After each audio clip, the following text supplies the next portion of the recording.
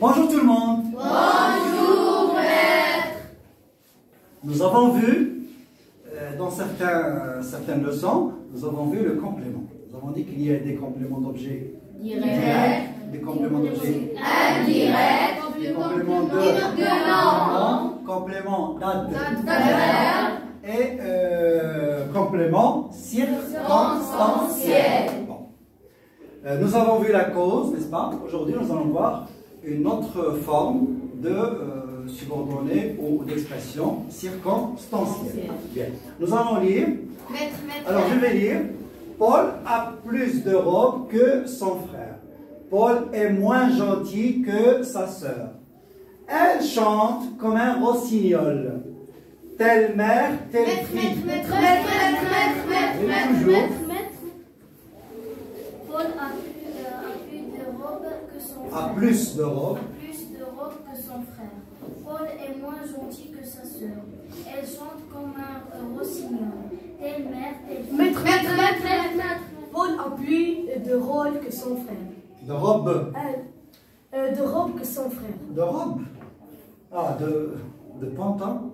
Pantalon. Parce que Paul ne pourra pas avoir de robes. Peut-être s'il s'agit d'un vendeur de robes. S'il vend les robes. Mais on va dire de pantalon, c'est mieux. Mais supposons que pour éviter toute confusion, donc il existe des marchands de robes. Donc il a plus de robes que son voisin. Bon, c'est logique. Mais ici, pour éviter toute confusion, on va dire plus de pantalon. Oui? Maître. Paul a plus de pantalons que son frère. A plus de pantalon. A plus de pantalons que son frère. Paul est moins gentil que sa sœur. Il chante comme un rossignol. Oui. Telle mère, Paul a plus de pantalons que son frère. Paul est moins gentil que sa sœur. Elle chante comme un rossignol. Telle mère, telle fille. Maître. Paul a plus de pantalons que son frère. Paul est moins gentil que sa sœur. Elle chante comme un rossignol tel que... Maître. Paul a plus de pantalons que son frère. Paul est moins gentil que sa sœur. Elle chante comme un rossignol. Et telle mère, telle fille. Bien. Après, comme vous avez remarqué, il existe deux personnes dans la première phrase, Paul et son frère. Donc, on a parlé de quantité de pantalons. D'accord? Et on a fait une comparaison. Donc, on a comparé entre Paul et son frère. Bien. Le cas ici, on a comparé quoi? La quantité ou le nombre de pantalons. Bien. Donc, c'est pourquoi on a utilisé le verbe avoir. Très bien. Si on utilise un adjectif, on doit utiliser le verbe être. Donc, il faut faire attention en utilisant le verbe avoir et être. Donc, avoir plus nom et être plus adjectif. On va écrire tout ça. Bien, donc on a comparé entre Paul et son frère. Donc, Paul, donc aujourd'hui vous allez voir la comparaison. C'est une subordonnée circonstancielle de comparaison.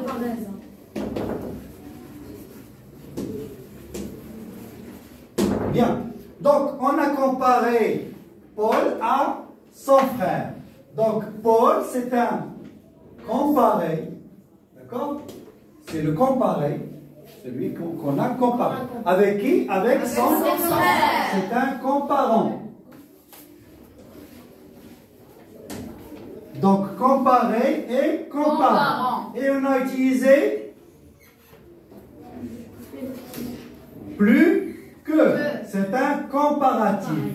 C'est un comparatif. Ça veut dire un outil de comparaison. Très bien.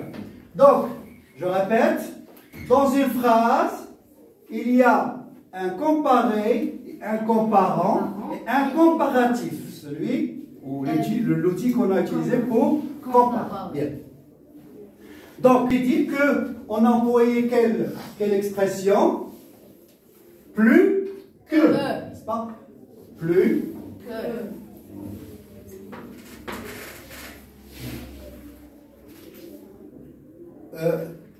Tout d'abord, on peut utiliser plus que. Le contraire, c'est Moins. donc plus que, Moins que. Donc, vous utilisez les deux, ça dépend de ce que vous voulez dire. Ou bien vous allez parler de celui qui a plus ou de celui qui a Moins. Donc, moins que. Donc, c'est pour exprimer la supériorité. Donc, la quantité, celui qui a plus. Et moins, quand on veut parler de celui qui a moins. D'accord? Vous connaissez ces symboles mathématiques? Donc, plus et moins. Et supposons qu'ils ont la même quantité, le même nombre. On va utiliser égal ou bien aussi que. Donc, pour exprimer l'égalité. D'accord? Donc, je répète. Il a plus de pantalons. Il a moins de pantalons. Il a aussi de pantalons. Voilà, très bien. Donc, je répète. Quand nous avons un nom, donc, première règle, deuxième règle, B. Donc, on utilise avoir, n'est-ce pas? Plus non, et être, Plus adjectif. adjectif. C'est-à-dire que vous utilisez ici plus et ici que. D'accord? Il a plus, il a. Pardon? Il a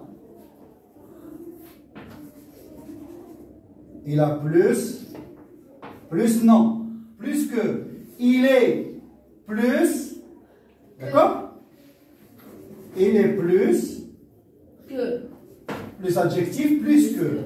Donc, il a plus d'argent que son frère, il est plus gentil que son frère. D'accord? C'est clair? Oui, tu veux pas? Pour être avec l'adjectif, on le fait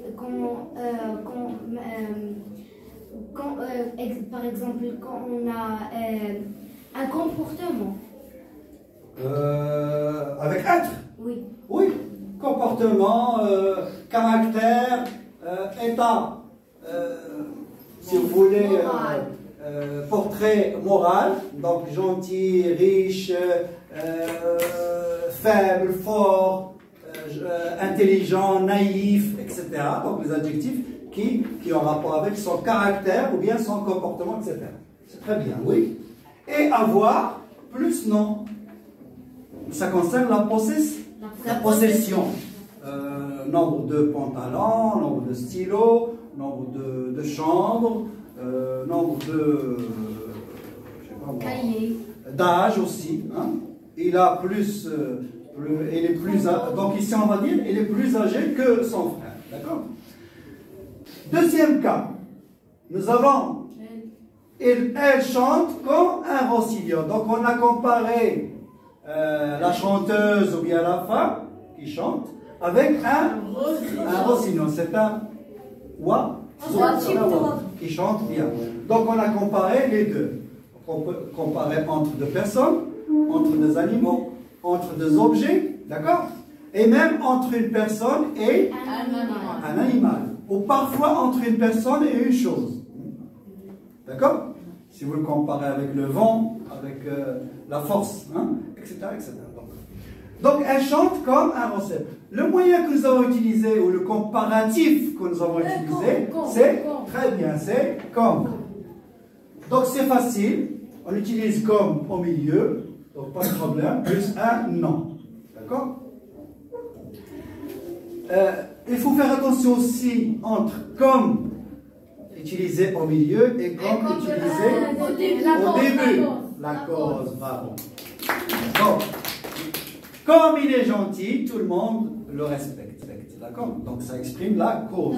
Donc il faut faire attention entre comme au début et comme au milieu. Cause et comparaison. D'accord?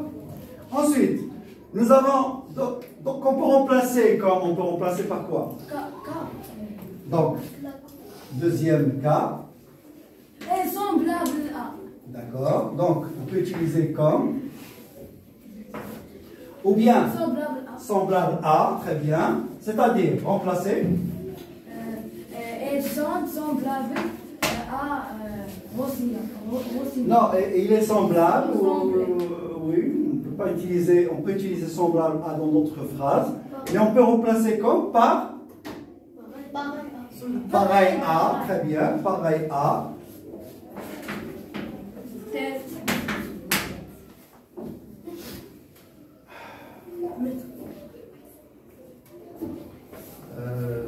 Oui. Mettre. Alors, pareil à. Tel. Un tel, oui. Ou Ressembler bien vous à. avez dit tout à l'heure. Ainsi que. C'est-à-dire, elle chante ainsi qu'un rossignol. D'accord? Bien. Oui, je peux utiliser quoi? Lui, par exemple, ou ça. Comme lui. Oui. Oui, comme lui. Quatrième cas, nous avons utilisé quel moyen? Tel. Et ils sont suivis d'un nom. Donc on peut dire aussi, troisième.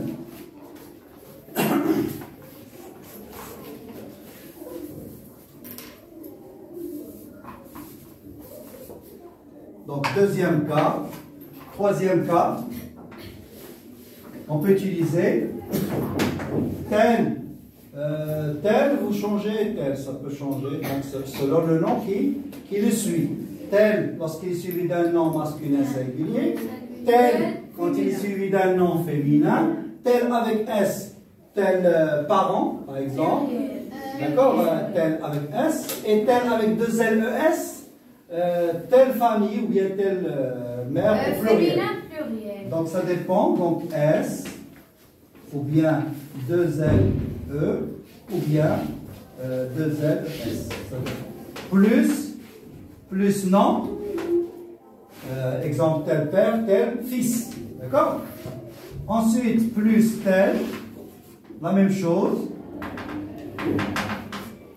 Et plus nom. Donc, comme vous l'avez remarqué, pour exprimer la comparaison, on a utilisé des subordonnants, des moyens, des outils de comparaison qu'on appelle des comparatifs. Ce sont des comparatifs ou bien des subordonnants ou bien des outils de grammaticaux, etc. Bien. Par contre, la métaphore,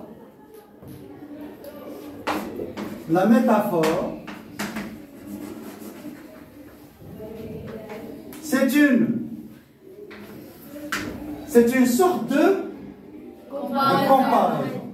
Donc la métaphore aussi, c'est une sorte de comparaison. La différence, c'est qu'on n'utilise pas de comparatif. Au lieu de dire « elle chante comme un rossignol », on va dire « elle a une voix de rossignol ». Elle a une voix de rossignol.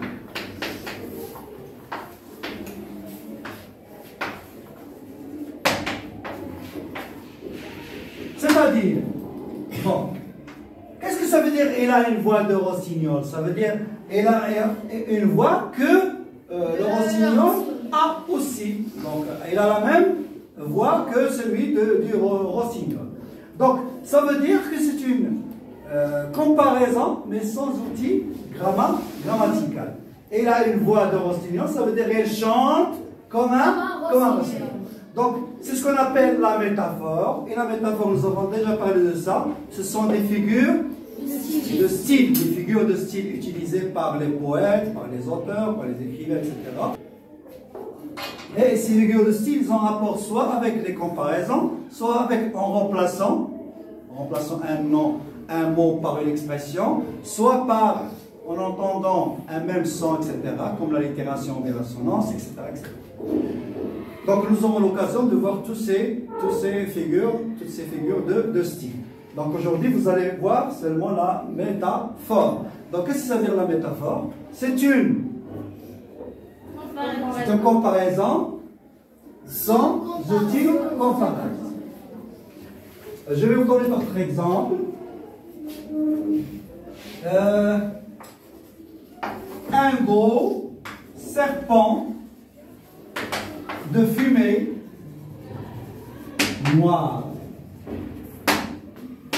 C'est une phrase qui a été dite par Maupassant. Vous connaissez? On a déjà vu. Un gros serpent de fumée noire. Donc, la fumée,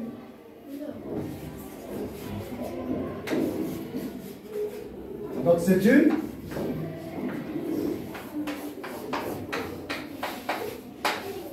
une fumée. D'accord? C'est une fumée. Donc, lui, il a comparé quoi? La fumée à quoi? Un serpent. Donc, si vous voulez, c'est comme un serpent. D'accord? C'est comme un. Donc, il a dit, il a un gros serpent de fumée noire. Donc, ça veut dire quoi? Cette fumée-là, elle ressemble à un serpent. Comme un serpent. Donc, la fumée se dégage comme un serpent. D'accord? Donc, il y a une comparaison entre la fumée noire et ce serpent. Donc, il a utilisé une métaphore. Au lieu de dire comme, il a seulement dit un gros serpent de fumée noire. Donc, vous voyez que on peut s'exprimer d'une autre manière. Poétique, magique, en utilisant des images, des comparaisons métaphoriques. Une comparaison métaphorique. Donc l'adjectif de métaphore, c'est métaphorique. D'accord? Bien. On peut dire aussi, exemple, la vie est un grand voyage. La vie est un grand voyage. Donc ici, on compare notre vie à un voyage. Moi, je vais descendre à Rabat, vous allez descendre à Casablanca, l'autre va descendre à Marrakech, etc. Donc, c'est ça la vie. Donc, la vie, elle est comparée à un grand voyage. Donc, vous voyez que je n'ai pas utilisé de comparaison. J'ai comparé entre la vie et le voyage sans utiliser la comparaison. J'espère que vous avez compris. Si vous n'avez pas de questions, si vous n'avez pas compris quelque chose, eh bien, oui. Maître, comment on peut distinguer la comparaison et la métaphore? Bien, c'est très bien.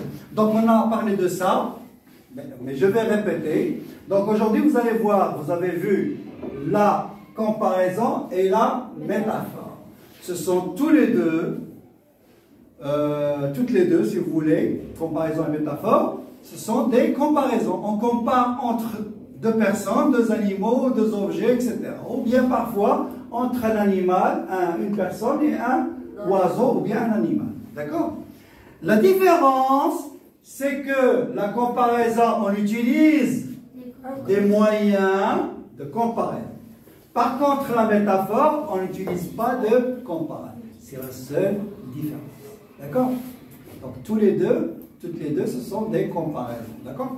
La différence, c'est que dans la comparaison, on emploie des comme, aussi que, moins que, etc. Et dans la métaphore, on fait une comparaison seulement avec les sens. Hein? Donc, lorsque vous comprenez le sens de la phrase, vous comprenez qu'il y a une comparaison. Donc, il n'y a pas d'outil grammatique. D'accord? Eh bien, bravo. Et,